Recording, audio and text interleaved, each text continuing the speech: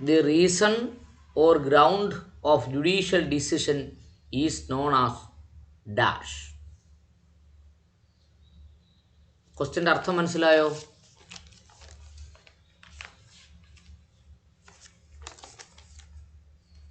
ക്വസ്റ്റ്യൻ്റെ അർത്ഥം മനസ്സിലായോ? ഡിസിഷൻ എടുക്കാൻ കാരണം. യെസ്. അപ്പോൾ ഏതെങ്കിലും ഒരു ജുഡീഷ്യൽ ഡിസിഷൻ കോടതി എടുക്കുന്നതിന് വേണ്ടിയുള്ള കാരണം എന്താണ് എന്നാണ് ചോദ്യം, അല്ലേ? അതിനെന്തോ പറയും? റേഷ്യോ ഡിസിഡൻറ്റി. റേഷ്യോ ഡിസിഡൻറ്റി. ഒന്നാമത്തെ ഓപ്ഷൻ എന്താ കൊടുത്തേക്കുന്നത്? റാഷണലിസം എന്നാണ് പറഞ്ഞേക്കുന്നത്, അല്ലേ? റാഷണലിസം എന്തോന്ന് പറഞ്ഞാൽ എന്താ? ബേസ്ഡ് ഓൺ റേസ്, ഞാൻ ഇന്ന വംശത്തിൽ ജനിച്ചതാണ് എന്ന് പറയുന്ന അതാണ് റാഷണലിസം. ഒബിക്റ്റർ ഡിക്റ്റ എന്ന് പറഞ്ഞാൽ എന്താ?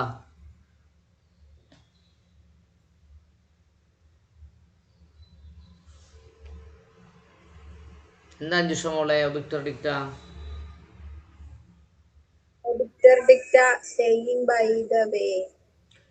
യെസ്. കോടതി ഒരു നടപടി നടന്നുകൊണ്ടിരിക്കുമ്പോൾ കോടതിയിലെ ജുഡീഷ്യൽ ഓഫീസർ ആ കേസിനെ കുറിച്ച് പറയുന്ന ഒരു കമൻ്റാണ് ഒബിക്റ്റർ ഡിക്റ്റ, അല്ലേ? റെസ് ജുഡിക്കേറ്റ എന്ന് പറഞ്ഞാൽ എന്താ?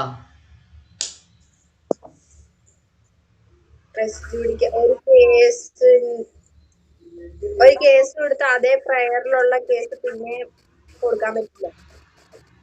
അങ്ങനാണോ അഖില മോളെ? രണ്ടാള് തമ്മിൽ ഒരു കേസ് ഉണ്ടാവുമ്പോ, തർക്കം ഉണ്ടാവുമ്പോ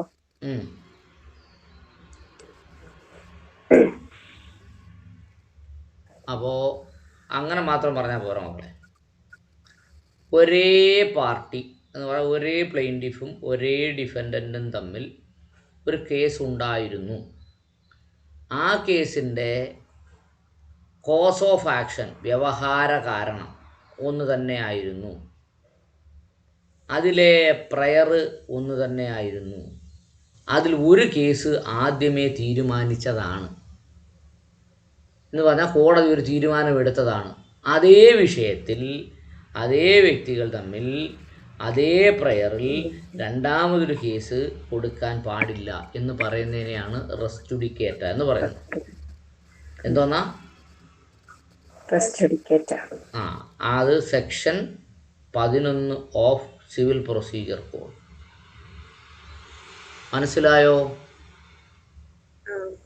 സെക്ഷൻ 11 ഓഫ് സിവിൽ പ്രൊസീജിയർ കോഡിനെയാണ് നമ്മൾ എന്ത് പറയുന്നത്? റെസ് ജുഡിക്കേറ്റ എന്ന് പറയുന്നത്. റെസ് ജുഡിക്കേറ്റ. അപ്പോൾ റാഷണലിസം പഠിച്ചു, റേഷ്യോ ഡിസിഡൻറ്റി പഠിച്ചു, ഒബിക്റ്റർ ഡിക്റ്റ പഠിച്ചു, റെസ് ജുഡിക്കേറ്റ പഠിച്ചു. The reason or ground of judicial decision is known as ratio decidency. Okay. അടുത്തത് എന്താണ്?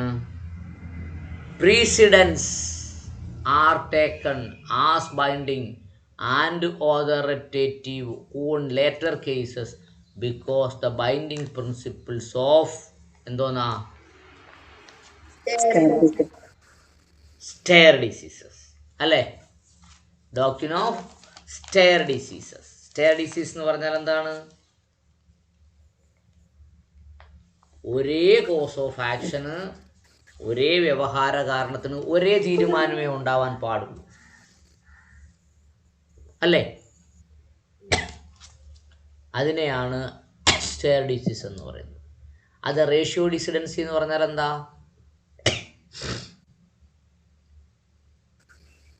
Ratio decidency, general proposition. The grounds of a judicial decision, അല്ലേ? അതിനെയാണ് റേഷ്യോ ഡിസിഡൻസി എന്ന് പറയുന്നത്. ഒബിക്റ്റർ ഡിക്റ്റ എന്ന് പറഞ്ഞാലോ?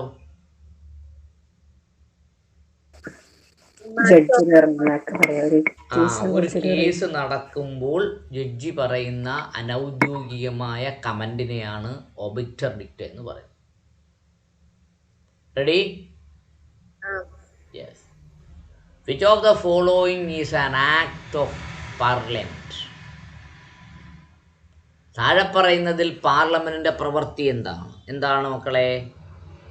സ്റ്റാറ്റ്യൂട്ട്. സ്റ്റാറ്റ്യൂട്ട്. സ്റ്റാറ്റ്യൂട്ട് നിർമ്മിക്കൽ ആരുടെ പണിയാണ്? പാർലമെന്റ്. പോളിസി നിർമ്മിക്കലും ബില്ല് നിർമ്മിക്കലും ലെജിസ്ലേഷൻ ആരുടെ പണിയാണ്? ലെജിസ്ലേഷൻ സ്റ്റാറ്റ്യൂട്ട് ഇല്ലായിരുന്നെങ്കിൽ ലെജിസ്ലേഷൻ ആയിരുന്നു ആൻസർ. മനസ്സിലായോ? യെസ്. അടുത്തത്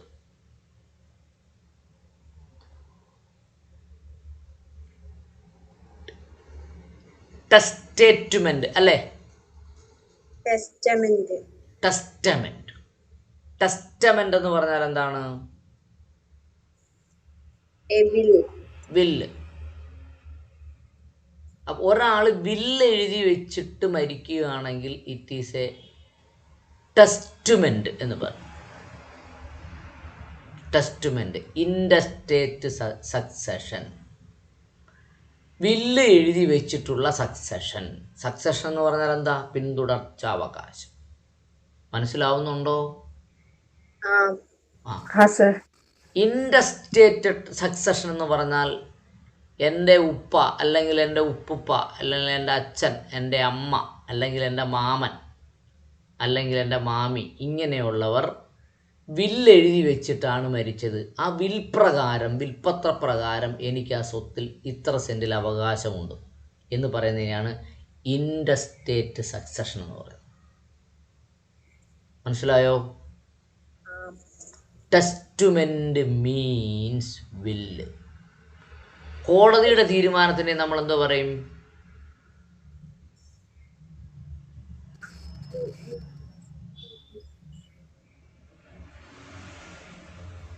ജുഡീഷ്യൽ ഡിസിഷനെ നമ്മൾ എന്ത് പറയും? അഡ്ജുഡിക്കേഷൻ എന്ന് പറയും. എന്ത് പറയും? അഡ്ജുഡിക്കേഷൻ. നിങ്ങളൊന്നും കൃത്യമായി മനസ്സിലാക്കുന്നില്ല. നിങ്ങൾ വെറുതെ ഇരിക്കുക. അഡ്ജുഡിക്കേഷൻ, കോർട്ട് ഡിസിഷൻ എന്ന് പറഞ്ഞാൽ അഡ്ജുഡിക്കേഷൻ. ഡോക്യുമെന്ററി എവിഡൻസ് എന്ന് പറഞ്ഞാൽ എന്താ മക്കളെ?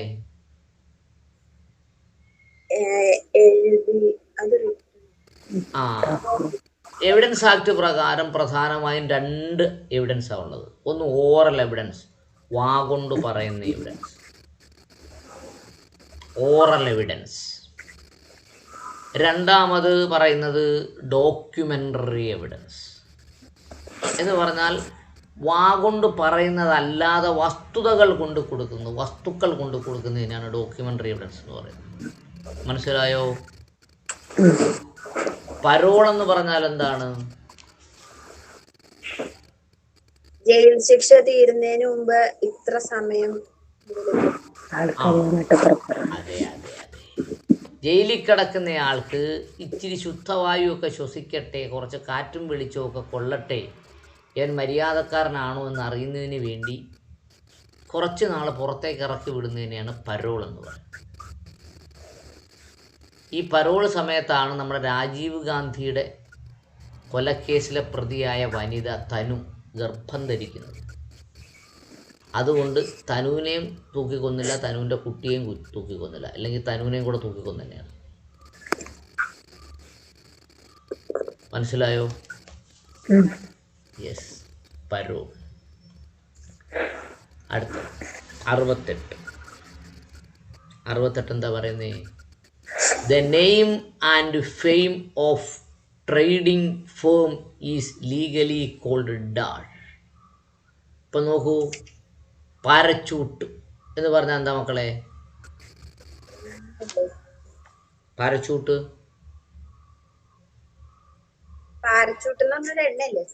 അതെ. ഇപ്പൊ പാരച്യൂട്ട് എന്ന് പറയുന്ന കമ്പനി മൊത്തത്തിൽ വിൽക്കുന്നു. പാരച്യൂട്ടിൻ്റെ പേര് വിൽക്കുന്നു, പാരച്യൂട്ടിൻ്റെ എണ്ണയുടെ കുപ്പിയുടെ കളറും കൂടി വിൽക്കുന്നു, അതിൻ്റെ ഷേപ്പും കൂടെ ചേർത്ത് വിൽക്കുന്നു. അങ്ങനെ the name and fame of a trade firm is called dash. എന്താണ്? goodwill, goodwill. ഇപ്പോൾ നമ്മൾ കേരളത്തിൽ അങ്ങനെ വിറ്റൊരു കമ്പനിയുണ്ട്, ഏതാണെന്നറിയാമോ? ചന്ദ്രിക. ചന്ദ്രിക സോപ്പ് വിറ്റപ്പോൾ ചന്ദ്രികയുടെ പേര് മാത്രമല്ല വിറ്റത്, ഫാക്ടറി മാത്രമല്ല വിറ്റത്, അതിൻ്റെ പേരും കൂടെ ചേർത്താ വിറ്റ്. എന്റെ ഗുഡ് വിൽ. പേര് ഏ ഓ ഒന്നില്ല. അപ്പോൾ അതിൻ്റെ പേര് മാറ്റിയില്ല, പക്ഷെ അവർ കവർ മാറ്റി. കവർ മാറ്റി എന്തുകൊണ്ടാണ്? ചന്ദ്രികയുടെ കവറിനകത്ത് ഒരു മതത്തിൻ്റെ ചിഹ്നം ഉണ്ടായിരുന്നു. അതുകൊണ്ട് അവരതങ്ങ് മാറ്റിയിട്ട് മതചിഹ്നം ഒഴിവാക്കി. അതിനെയാണ് ഗുഡ് വിൽ എന്ന് പറയുന്നത്. ട്രേഡ് നെയിം അല്ല, ട്രേഡ് സീക്രട്ട് അല്ല, റെപ്യൂട്ടേഷനും അല്ല, ഗുഡ് വിൽ. ട്രേഡ് നെയിമിനെയും ട്രേഡ് സീക്രട്ടിനെയും റെപ്യൂട്ടേഷനെയും എല്ലാം കൂടെ ചേർത്തിട്ട് പറയുന്ന പേരാണ് ഗുഡ് വിൽ. മനസ്സിലായോ? യെസ്. അടുത്ത 69. Which is referred as the fourth estate. ഏതിനെയാണ് ഫോർത്ത് എസ്റ്റേറ്റ് എന്ന് പറയുന്നത്? Press. Administration first estate, executive second estate, judiciary third estate, fourth estate is press. മനസ്സിലായോ? Executive, administration, executive, judiciary. Administration, executive, judiciary, press. മറന്നു പോകരുതേ. Who is the first Indian barrister. Barrister എന്ന് പറഞ്ഞാൽ എന്താ അർത്ഥം? What is a barrister? ഇംഗ്ലണ്ടിൽ പോയി LLB പഠിച്ച് എൻറോൾ ചെയ്യുന്ന ആളുടെ പേരാണ് ബാരിസ്റ്റർ. നമ്മുടെ പേരെന്താ? നമ്മൾ പഠിച്ച് വക്കീലായാൽ അഡ്വക്കേറ്റ്. എന്തുകൊണ്ടാ? നമ്മൾ അഡ്വക്കേറ്റ് ആക്ട് പ്രകാരമാണ് എൻറോൾ ചെയ്യുന്നത്. ഏത് ആക്ട് പ്രകാരം? Advocate act. അവർ ബാരിസ്റ്റർ ആക്ട് പ്രകാരമാണ് എൻറോൾ ചെയ്തത്.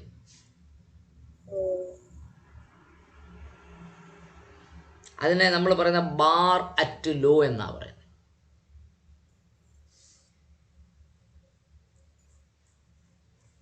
Bar at law. Okay. Who is the first barrister?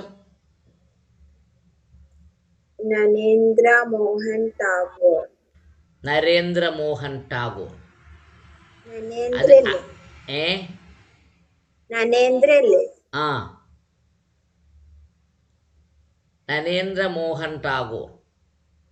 അദ്ദേഹമാണ് ഇന്ത്യയിൽ നിന്ന് ആദ്യമായി പോയി എന്ത് പഠിച്ചുകൊണ്ട് വന്നത്? LLB പഠിച്ചിട്ട് വന്നത്. ഇന്ത്യയിൽ നിന്ന് ഇംഗ്ലണ്ടിൽ പോയി LLB പഠിച്ചിട്ട് തിരിച്ചു വന്നത്.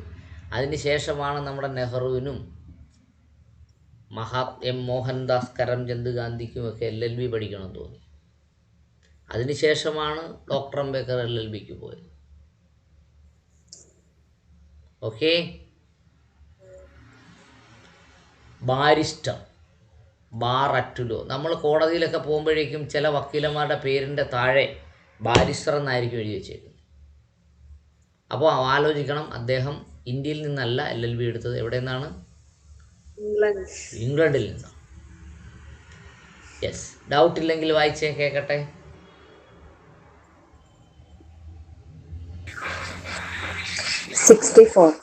The reason or ground of judicial decision is known as ratio decidendi. 65. Precedents are taken as binding and authoritative on later cases because of the binding principle of stare decisis. 66.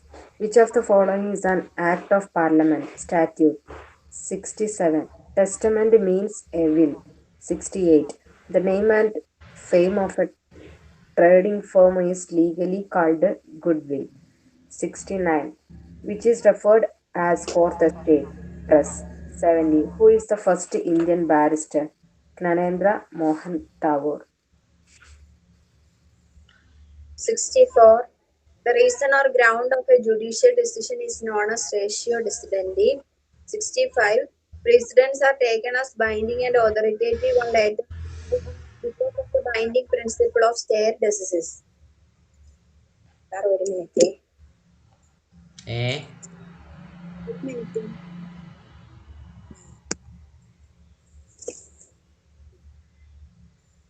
66. Which of the following is an act of parliament? Statute. 67. Testament means a will. 68. The name and fame of a trading firm is legally called goodwill. 69. It is referred as Fourth Estate Press. 70. Who is the first Indian barrister? Nanendra Mohan Tagore. Yes. Any doubt? Illa sir. Yes. അടുത്ത question നോക്കിയോ. 71. Mukherjee commission relates to dash. Mukherjee commission എന്ന് പറഞ്ഞാൽ എന്തുമായി ബന്ധപ്പെട്ടതാണ്? ഏതുമായി ബന്ധപ്പെട്ടതാണ്? Disappearance of Subhash Chandra Bose. Disappearance of Subhash Chandrabose. അത്ര ഒത്തിരി commissions ഉണ്ട് കേട്ടോ ഇന്ത്യയിൽ. അതിൽ 1-2 കമ്മീഷൻസ് പഠിക്കണം. Okay. Disappearance of Subhash Chandra Bose ആണ് മുഖർജി കമ്മീഷൻ. ഇന്ദിരാഗാന്ധി അസാസിനേഷനും രാജീവ് ഗാന്ധി അസാസിനേഷനും ഒക്കെ നമുക്ക് പഠിക്കാം കേട്ടോ. ശരി. Under the advocates act 1961. Advocates act ഏത് വർഷമാണ് വന്നേ? 1961. അപ്പോൾ ഇന്ത്യൻ നിയമമാണോ English നിയമമാണോ?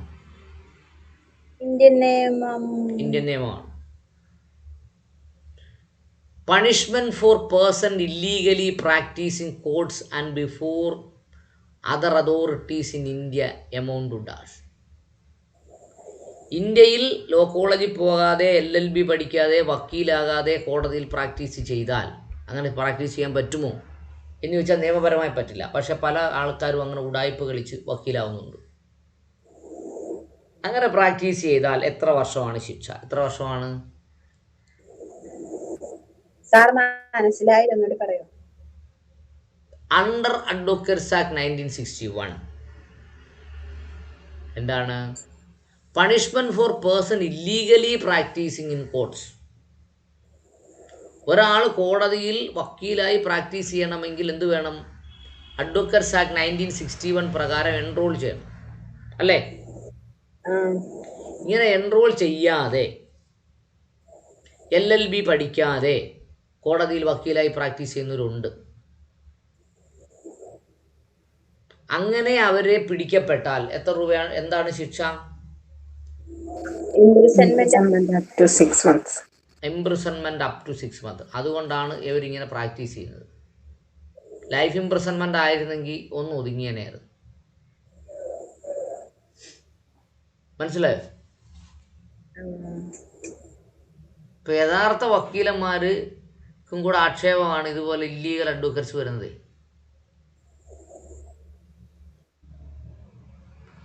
What is the meaning of special, എന്താ മക്കളെ അവിടെ കൊടുത്തേക്കുന്നത്? എക്കണോമിക് സോൺ, അല്ലേ? പ്രത്യേക സാമ്പത്തിക മേഖല എന്ന് പറഞ്ഞാൽ എന്താണ്? Special economic zone.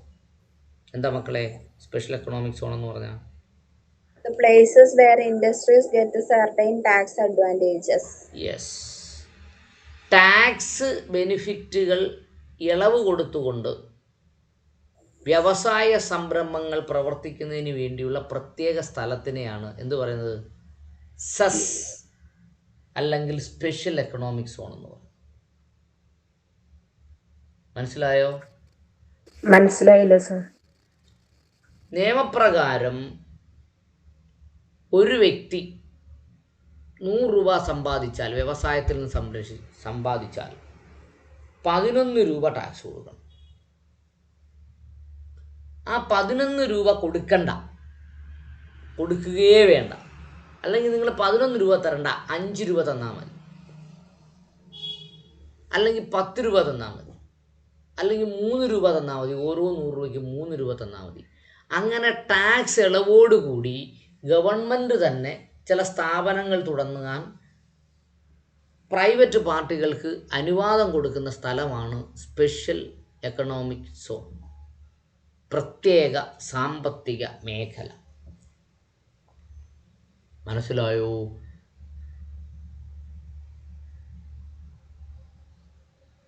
പോയോ? ഏ ആയിക്കോട്ടെ. അടുത്തത് the principles of non intervention of government in economic affairs of the country is termed as dash. എന്താ പറഞ്ഞേ? സാമ്പത്തിക താല്പര്യങ്ങളിൽ സർക്കാർ ഇടപെടാത്തതിനെ പറയുന്ന പേരെന്താണ്? ഏതാണ്? Laissez faire theory. Laissez fair.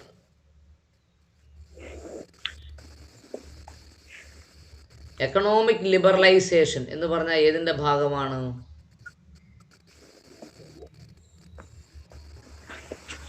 ഈ ഗ്ലോബലൈസേഷൻ്റെയൊക്കെ ഭാഗമാണ്. വിദേശത്തുനിന്ന് വരുന്ന സ്ഥാപനങ്ങൾക്ക് നമ്മൾ ടാക്സ് ഏർപ്പെടുത്തത്തില്ല എന്നൊക്കെ പറയുന്ന പരിപാടിയാണ്.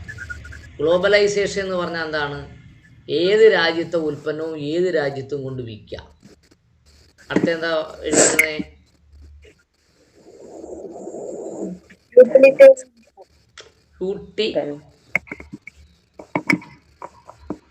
അതെന്ന് പറഞ്ഞാൽ ഉപയോഗവുമായി ബന്ധപ്പെട്ട തിയറിയാണ്. മനസ്സിലായോ? ഇപ്പം non intervention of government in economic affairs, സാമ്പത്തിക കാര്യങ്ങളിൽ സർക്കാർ എന്ത് ചെയ്യത്തില്ല, ഒരു രീതിയിലും ഇടപെടില്ല എന്ന് പറയുന്നതിനെ ലെസ്സി ഫെയർ തിയറി എന്ന് പറയും. മറന്നു പോകരുതേ. ഇല്ല. Which is not a part of alternative dispute resolution. താഴെ പറയുന്നത് ADRൻ്റെ ഭാഗമല്ല. ADR ആൾട്ടർനേറ്റീവ് ഡിസ്പ്യൂട്ട് റെസൊല്യൂഷനെ നമ്മൾ വിളിക്കുന്ന പേരെന്താണ്? ADR. Alternative dispute resolution, ADR. What? അതിൻ്റെ ഭാഗമല്ലാത്തത് ഏതെന്നാ ചോദ്യം. ഏതാണ്? ലിറ്റിഗേഷൻ. ലിറ്റിഗേഷൻ എന്ന് പറഞ്ഞ അർത്ഥം എന്താ? Pending litigation. What is litigation?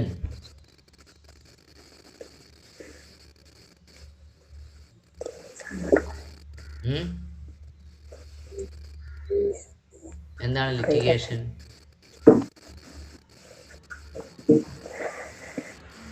കോടതി വഴി നിയമം നടപ്പാക്കുന്ന രീതിയാണ് ലിറ്റിഗേഷൻ എന്ന് പറയുന്നത്. മനസ്സിലായോ? ആർബിട്രേഷൻ എന്ന് പറഞ്ഞാൽ എന്തിൻ്റെ ഭാഗമാണ്? ADRൻ്റെ ഭാഗമാണ്. മീഡിയേഷൻ ADRൻ്റെ ഭാഗമാണ്. കോടതിക്ക് പുറത്തുള്ള നടപടികളാണ്. Conciliation is also out of court settlement. അപ്പോൾ ADRൻ്റെ ഭാഗമായത് ഏതൊക്കെയാണ്?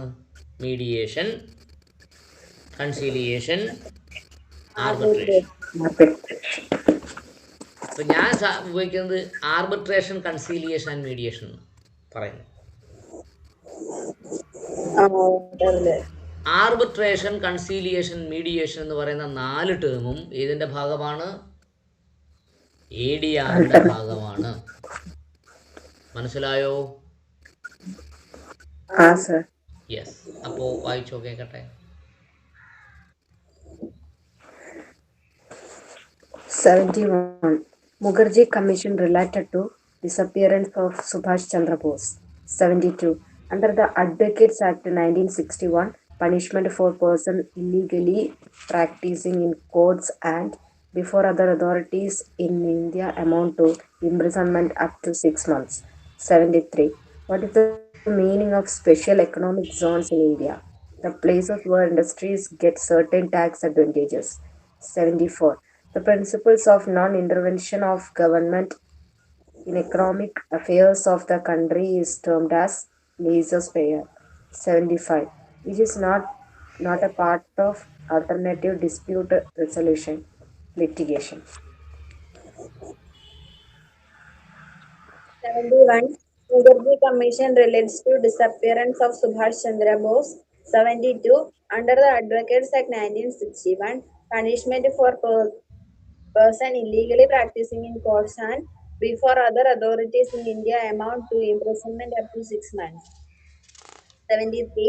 What is the meaning of special economic zones in India? The places where industries get certain tax advantages. 74. The principle of non-intervention of government in economic affairs of the country is termed as laissez-faire. 75. It is not a part of alternative dispute resolution, litigation. Yes. Next question. Any doubt? Yes, sir. Yes. നോക്കൂ. What is the meaning of maximum status populi est surmax lex അല്ലേ? Salus populi suprema lex. എങ്ങനെ? Salus populi est suprema lex. Yes. കാര്യം എന്താണെന്നറിയാമോ? ഞാൻ ആ book എടുത്ത് വായിക്കാം. ഞാൻ കമ്പ്യൂട്ടറിൽ ഇട്ടേക്കുന്ന സ്കാനിങ് ഇമേജ് നോക്കിയാൽ വായിക്കുന്നത്. അതിനകത്ത് ചിലതൊന്നും ശരിയാവുന്നില്ല. സാലസ് പോപ്പുലിസ് എസ് സുപ്രമാലെക്സ് അല്ലേ? യെസ്. അതിൻ്റെ അർത്ഥം എന്താണ്? Welfare of people is Paramount in law. എന്ത് നിയമം ഉണ്ടാക്കിയാലും ശരി തന്നെ ആ നിയമത്തിൻ്റെ ആത്യന്തികമായ ലക്ഷ്യം എന്തായിരിക്കണം? വെൽഫെയർ ഓഫ് പീപ്പിൾ ആയിരിക്കും. എന്തായിരിക്കണം? Welfare of people. ഇന്ത്യയിൽ ഈ അടുത്ത കാലത്തുണ്ടാകുന്ന ഒരു നിയമവും ജനങ്ങളുടെ വെൽഫെയറിന് വേണ്ടിയല്ല. ഇപ്പം ഡൽഹിയിൽ ഈ നല്ല കൊടിയ തണുപ്പാണ്, ഇപ്പോഴും സമരം നടന്നുകൊണ്ടിരിക്കുകയാണ് കാർഷിക നിയമത്തിനെതിരെ. ഇതാണ് നിയമനിർമ്മാണം നടത്തുന്നതിൻ്റെ ഏറ്റവും പ്രധാനപ്പെട്ട പ്രിൻസിപ്പിൾ. ഇതായിരിക്കണം, welfare of the people is the Paramount in law. ഏത് നിയമം ഉണ്ടാക്കിയാലും ജനങ്ങൾക്ക് വെൽഫെയർ ഉണ്ടാകണം. ഭൂരിപക്ഷം പേർക്കും വെൽഫെയർ ഉണ്ടാകുന്ന നിയമം ഉണ്ടാക്കാൻ പാടുള്ളൂ. നിർഭാഗ്യവശാൽ ഇന്ത്യയിലെ നിയമങ്ങളെല്ലാം അതിന് നേരെ എതിരാണ്.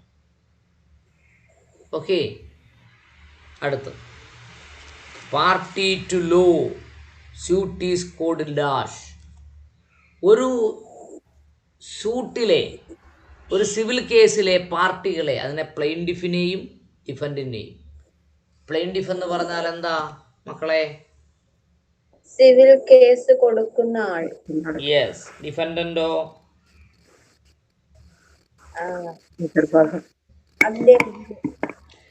സിവിൽ കേസിലെ എതിർകക്ഷിയുടെ പേരാണ് ഡിഫൻഡന്റ്. ഇവരെ രണ്ടിനെയും കൂടെ ഒരുമിച്ച് വിളിക്കുന്ന പേരെന്താണ്? എന്താ? ഇവരെ രണ്ടിനെയും കൂടെ ഒറ്റ പേരിട്ട് വിളിക്കും. എന്താണ്? ലിറ്റിഗന്റ് ആണോ? അതെ. The party to a lawsuit is called litigant. എന്താണ്? ലിറ്റിഗന്റ്. അടുത്തത്, law adviser of a central government is called dash.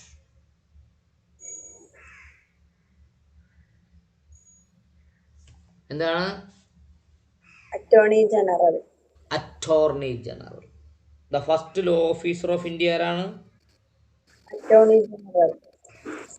Attorney general. The law adviser of a central government അപ്പോൾ അഡ്വൈസർ അല്ല, ഫസ്റ്റ് ലോ ഓഫീസറാണ് attorney general. ആൻസറിന് ചെറിയ mistake ഉണ്ട് കേട്ടോ.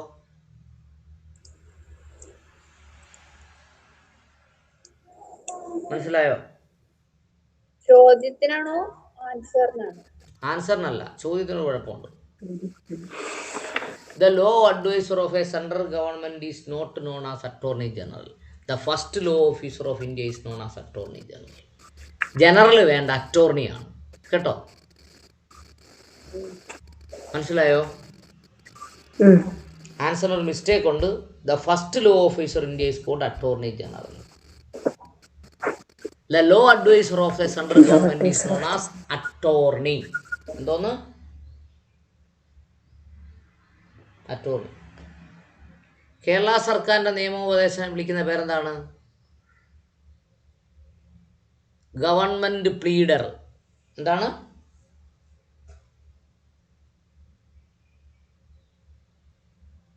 പോയോ നിങ്ങൾ?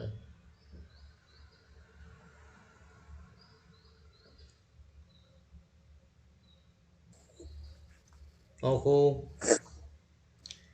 India's first child witness courtroom. India's first child witness courtroom CWCR has inaugurated at dash. Child witness courtroom ഇന്ത്യയിൽ ആദ്യമായി ഉണ്ടാക്കിയത് എവിടെയാണ്? എവിടെയാണ്?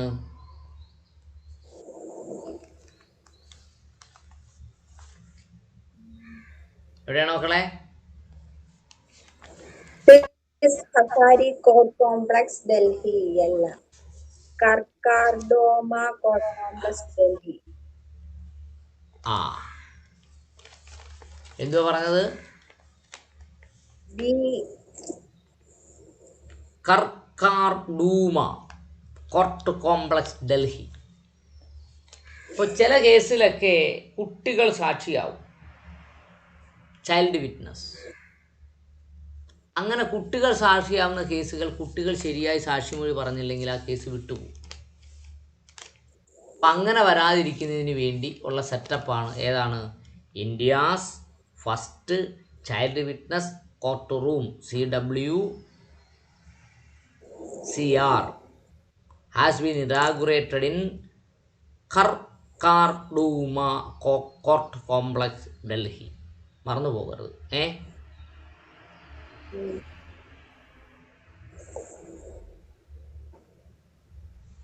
തീഹാർ ജയിൽ കണ്ടോ? തീഹാർ ഇന്ത്യയിലെ ഏറ്റവും വലിയ ജയിലാണ് തീഹാർ ജയിൽ. ഓക്കെ, അടുത്തത്. The qualification for a person to practise as an advocate in India is dash. ഒരാൾ അഡ്വക്കറ്റായി പ്രാക്ടീസ് ചെയ്യണമെങ്കിൽ അയാൾക്ക് വേണ്ടുന്ന ക്വാളിഫിക്കേഷൻ എന്താണ്? On obtaining a degree in law and being registered with the State Bar Council. Yes, LLB കിട്ടിയാൽ മാത്രം പോരാ. അയാൾ എന്ത് ചെയ്യണം? സ്റ്റേറ്റ് ബാർ കൗൺസിൽ രജിസ്റ്റർ ചെയ്യണം. രജിസ്റ്റർ ചെയ്യുമ്പോൾ നമുക്കൊരു നമ്പർ തരും. ഡോക്ടർമാർക്ക് ഒരു കോഡ് നമ്പർ ഉണ്ടാവും, എഞ്ചിനീയർമാർക്ക് ഒരു കോഡ് നമ്പർ ഉണ്ടാവും. അതുപോലെ നമ്മൾ എന്ത് ചെയ്യണം? എൻറോൾ ചെയ്യണം, റൂളിൽ പെടണം. അപ്പോൾ അങ്ങനെ ഒരു നമ്പർ തരും. മനസ്സിലായോ? അപ്പോൾ LLB ഉണ്ട് എന്ന് കരുതി പ്രാക്ടീസ് ചെയ്യാൻ പറ്റത്തില്ല. ലോ കോളേജിൽ പോയി ജയിക്കാതെ പ്രാക്ടീസ് ചെയ്യാനും പറ്റത്തില്ല. അപ്പൊ ഈ പ്രാക്ടീസ് ഒക്കെ കഴിഞ്ഞാണോ സാർ എൻറോൾ ചെയ്യുന്നത്? അല്ല മക്കളെ, എൻറോൾ ചെയ്യുന്നതിന് മുമ്പ് നമ്മൾ പ്രാക്ടീസ് ചെയ്യുന്നത്.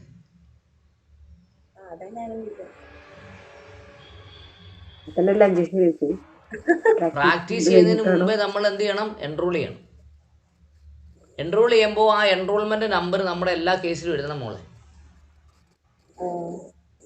ഇപ്പോൾ എൻ്റെ എൻറോൾമെന്റ് നമ്പർ മോള് കണ്ടില്ലേ? 7K1051/2009.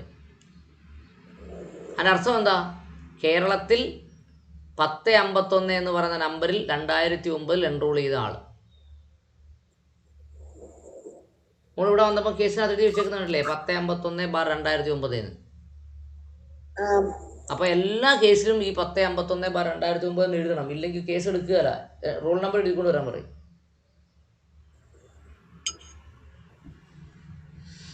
അടുത്തത്, contempt of court under the contempt of court act 1971 includes dash. ഏതാണ്? Civil contempt and criminal contempt. Yes, contempt of court രണ്ട് രീതിയിൽ എടുക്കും. സിവിൽ പ്രൊസീജിയറിൽ പോകാൻ പറയും, ക്രിമിനൽ കേസിലും ക്രിമിനൽ കണ്ടംപ്റ്റും എടുത്തും പിടിച്ചകത്തിടും. കണ്ടംപ്റ്റുമായി ബന്ധപ്പെട്ട് ഈ കേരളത്തിൽ പറയാൻ വരുന്ന ഏറ്റവും പ്രധാനപ്പെട്ട കേസ് മരട് കേസാണ്. ചീഫ് സെക്രട്ടറി എവിടെ? ഫ്ലാറ്റ് പൊളിക്കുന്നു അതോ തീഹാർ ജയിലിൽ പോകുന്നു എന്നാ ചോദിച്ചു, വേറൊന്നും ചോദിച്ചില്ല. മനസ്സിലായോ? The Contempt of Court under the Contempt of Court Act 1971. Advocates Act ഏത് വർഷമായിരുന്നു? 1961. 1961. Contempt of Court Case Act 1971. Includes civil contempt and criminal contempt. മനസ്സിലായോ? യെസ്. ഡൗട്ട് ഉണ്ടോ? ഇല്ല സാർ. ഇല്ല സർ. ആ ഈ വായിച്ചോ കേൾക്കട്ടെ. What is the meaning of the maxim Salus populi est suprema lex? Welfare of people is paramount law. Party to a lawsuit is called litigant. Law advisor of the central government attorney. 76. India's first child witness courtroom CWCR has been inaugurated at Karkardoma Court Complex, Delhi. 77. Qualification for a person to practice as an advocate in India is on obtaining a degree in law and being registered with the State Bar Council. 78. Contempt of court under Contempt of Court Acts 1971 includes civil contempt and criminal contempt.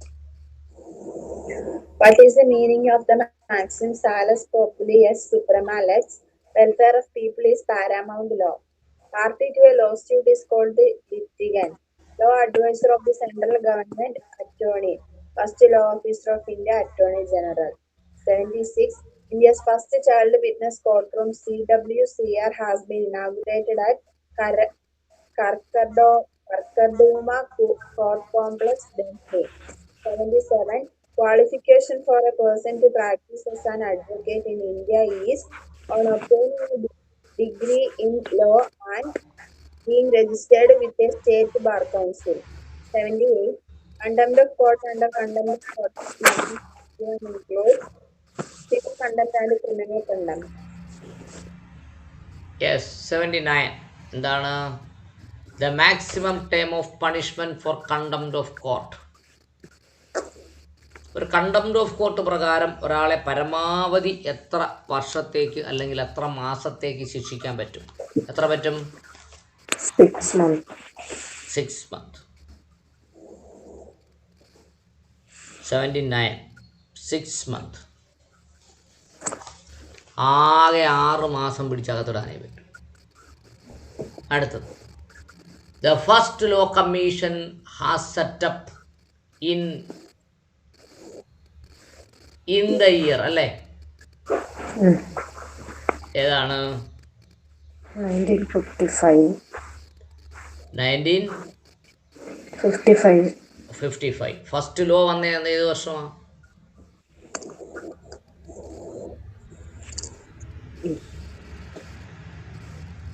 1860.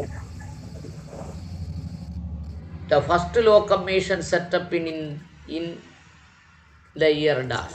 അതിനൊരു ചെറിയ mistake ഉണ്ട്. After independence എന്നും കൂടെ ചേർക്കണമായിരുന്നു. മനസ്സിലായോ? ഒരു കൺഫ്യൂഷിങ് question ആയിപ്പോയി. The first law commission was set up in the year dash. ഏതാണ്? 1955 എന്ന് എഴുതിയിട്ട് ആഫ്റ്റർ ഇൻഡിപെൻഡൻസ് എന്ന് എഴുതിക്കും.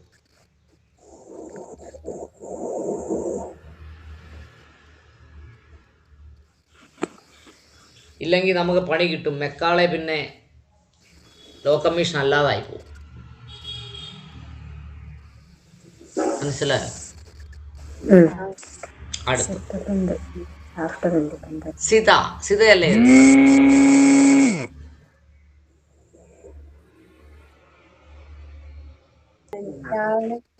രാമന്റെ ഭാര്യ അല്ലേ? സഹധർമ്മിണിയാണ്, അഗ്നിശുക്തി വരുത്തിയതാണ് സീത എന്നൊക്കെയാണ് രാമായണത്തിൽ പറയുന്നത്. അതുകൊണ്ട് ഇവിടെ പറഞ്ഞിരിക്കുന്നത് immoral traffic act, suppression of immoral traffic act. ഈ ഇമ്മോറൽ ട്രാഫിക് എന്ന് പറഞ്ഞാൽ എന്ത് നോക്കളെ?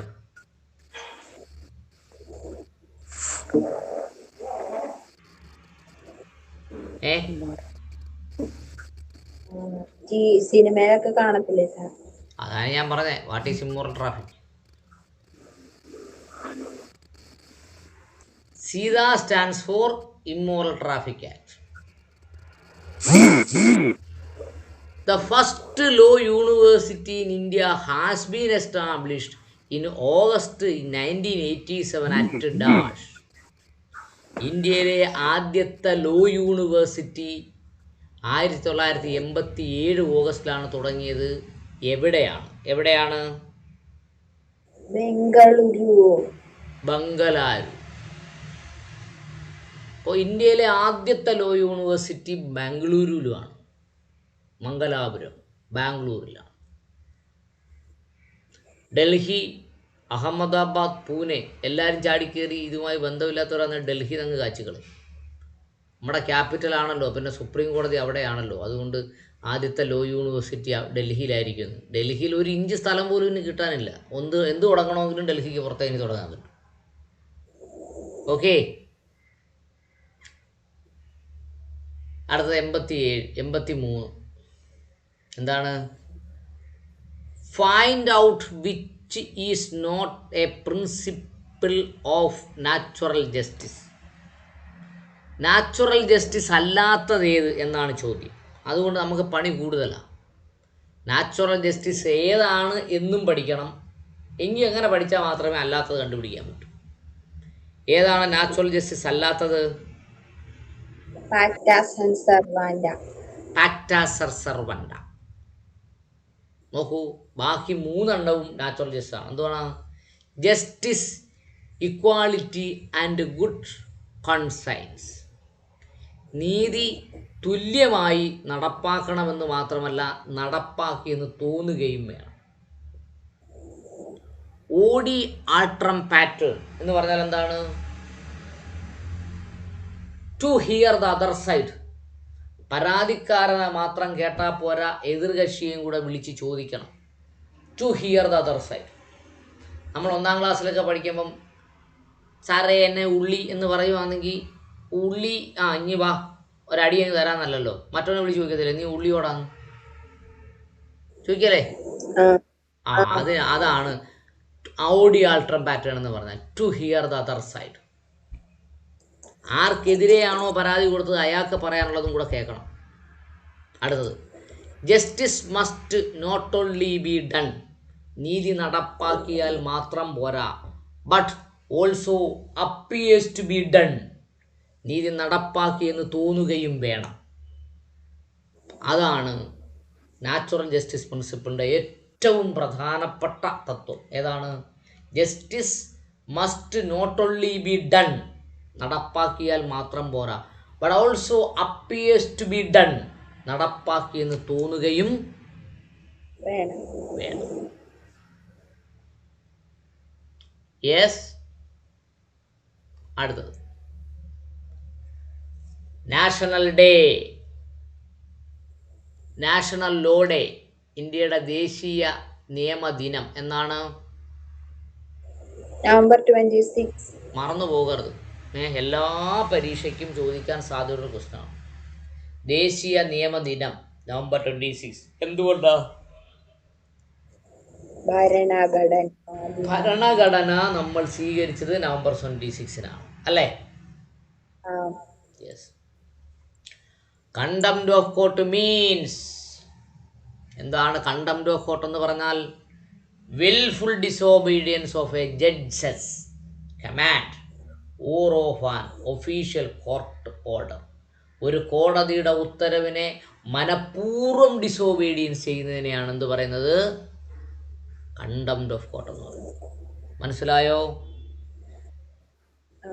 അപ്പോൾ നമ്മൾ കണ്ടംപ്റ്റ് ഓഫ് കോർട്ടിൻ്റെ കേസ് കൊടുക്കുമ്പോൾ വിൽഫുൾ ഡിസോബീഡിയൻസ് ഓഫ് എന്നിട്ട് ആ ഓർഡറിൻ്റെ പേരെഴുതും, ഡേറ്റ് എഴുതും. ഓർ ഒഫീഷ്യൽ കോർട്ട് ഓർഡർ, ഔദ്യോഗികമായ കോടതിയുടെ ഉത്തരവിനെ ലംഘിക്കുന്നതിനെ എന്ത് പറയും? കണ്ടംപ്റ്റ് ഓഫ് കോർട്ട് എന്ന് പറയും. മനസ്സിലായോ? യെസ്. വായിച്ചോളൂ.